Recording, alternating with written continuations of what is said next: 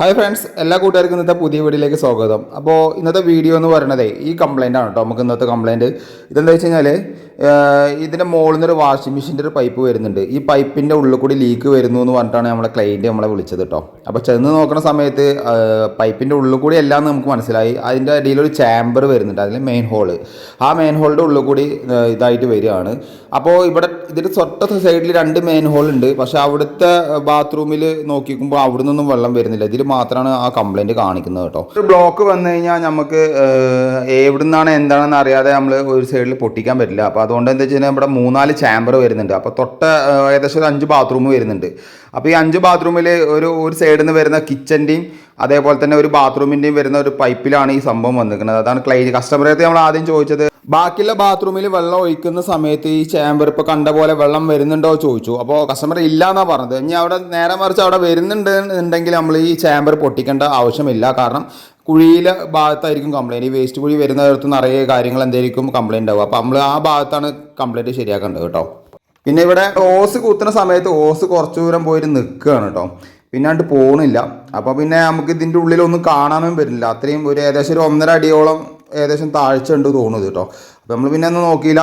ഈ വെള്ളം ഒഴിവാക്കുക എന്നുള്ള രക്ഷ മാത്രമേ ഉള്ളൂ.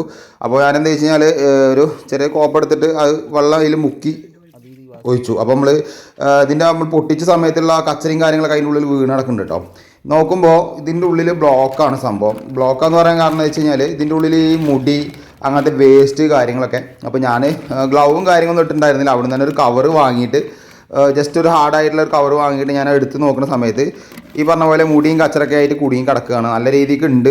ഇതിൽ അടഞ്ഞ് നിൽക്കുകയാണ്. അപ്പോൾ ഇത് അടയാനുള്ളൊരു കാരണം എന്താ വെച്ച് കഴിഞ്ഞാൽ ഇതിൻ്റെ ഉള്ളിൽ ഒരു 2-3 ഈർക്കിളി ഉണ്ടല്ലോ, നമ്മളെ ചൂലിൻ്റെ ഈർക്കിളി. ഇത് ആ മെയിൻ ഹോളിൽ പോയിട്ട് സ്റ്റക്കായി നിൽക്കിയിരുന്നു. ഞാനിപ്പോൾ ഇതിൽ കാണിക്കാൻ പറ്റിയില്ല. അതവിടെ ഉണ്ട് അതിൻ്റെ ഉള്ളിൽ.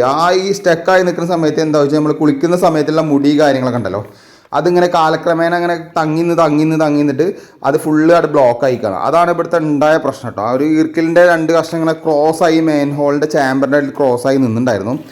അതെല്ലാം കഴിഞ്ഞ് നമ്മൾ ഫസ്റ്റ് ചെയ്യേണ്ട ഇത് കച്ചറ എടുത്തതിന് ശേഷം, അതിൻ്റെ ഉള്ളിലത്തെ എല്ലാ കച്ചറ എടുത്തതിന് ശേഷം നമ്മൾ വലിയ ബക്കറ്റിൽ, ചെറിയ ബക്കറ്റ് പോരാ, വലിയ ബക്കറ്റിൽ ഒരു 3-4 പ്രാവശ്യം അല്ലെങ്കിൽ 5 പ്രാവശ്യത്തോളം ഞാനിവിടെ ഒഴിച്ചിട്ടുണ്ട്. കംപ്ലീറ്റ് കച്ചറയും ഇനി ഉള്ളിലുണ്ടെങ്കിൽ അതൊന്ന് കുഴിയിലേക്ക് പോകാൻ വേണ്ടിയിട്ട്. അതിൻ്റെ കഷ്ടി ഏകദേശം ഒരു 5 മീറ്റർ അപ്പുറത്താണ് ഇതിൻ്റെ വേസ്റ്റ് കുഴി വരുന്നത്. അപ്പോൾ നമ്മൾ വെള്ളം ഒഴിക്കുന്ന സമയത്ത് കസ്റ്റമർക്ക് തന്നെ കാണിച്ചു കൊടുത്തു. യാതൊരു കംപ്ലൈൻറ്റും കാര്യങ്ങളൊന്നുമില്ല. വെള്ളം അങ്ങനെ പോയിക്കൊണ്ടിരിക്കുന്നുണ്ട്. പിന്നെ നമ്മൾ ഇതിൻ്റെ നെക്സ്റ്റ് സ്റ്റേജ് പറഞ്ഞാൽ അതിൻ്റെ തൊട്ടപ്പുറത്തുള്ള സിങ്കിലും അല്ലെങ്കിൽ ബാത്റൂമിലൊക്കെ വെള്ളം ഒഴിച്ച് നോക്കണം. അപ്പോൾ അവിടുന്ന് ഒഴിച്ച് നോക്കുമ്പോൾ കാണുന്നതാണ് ഈ വെള്ളം ഇങ്ങനെ അവിടുന്ന് ഫ്ലോ ആയിട്ട് പോകുന്നുണ്ട് കേട്ടോ.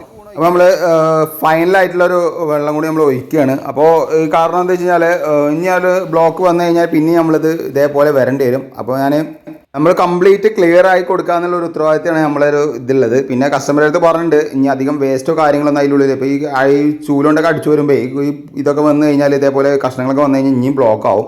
അപ്പോൾ അതൊന്ന് ശ്രദ്ധിക്കാൻ പറഞ്ഞിട്ടുണ്ട്. അത് കഴിഞ്ഞിട്ട് അതേപോലെ തന്നെ നമ്മൾ ചെറിയൊരു ടൈൽസിൻ്റെ പൊട്ട് വെച്ചിട്ട് നല്ല സ്ട്രോങ്ങിൽ സിമെൻ്റ് ഇട്ട് കൊടുത്ത് ഫിനിഷ് ചെയ്ത് കൊടുത്തു. കാരണം എന്താ വെച്ച് കഴിഞ്ഞാൽ ഇനിയൊരു അവിടേക്ക് കസ്റ്റമറിന് മേഷനോ അല്ലെങ്കിൽ തേപ്പ് പണിക്കാരൊന്നും വരില്ല. നമ്മൾ തന്നെ അത് തേച്ച് കൊടുക്കണം. പ്ലംബറായ നമുക്ക് തേപ്പും എല്ലാം പോലെ അറിഞ്ഞിരിക്കേണ്ടതാണ്. അപ്പോൾ ജസ്റ്റ് ഒരു ചെറിയൊരു പീസാണ് അത് തേച്ച് കൊടുത്തു. അപ്പോൾ ഞാനിനി അവരടുത്ത് പറഞ്ഞിട്ടുണ്ട് ഇനിയൊരു ബ്ലോക്ക് വന്നു കഴിഞ്ഞാൽ നമുക്കൊരു തുറക്കാൻ പറ്റുന്ന രീതിയിൽ. ഇതിപ്പോൾ എന്താ വെച്ച് കഴിഞ്ഞാൽ ഞാൻ പോയ ടൈം ശരിയല്ല, നല്ല രീതിക്ക് മഴ വരുന്നുണ്ട്.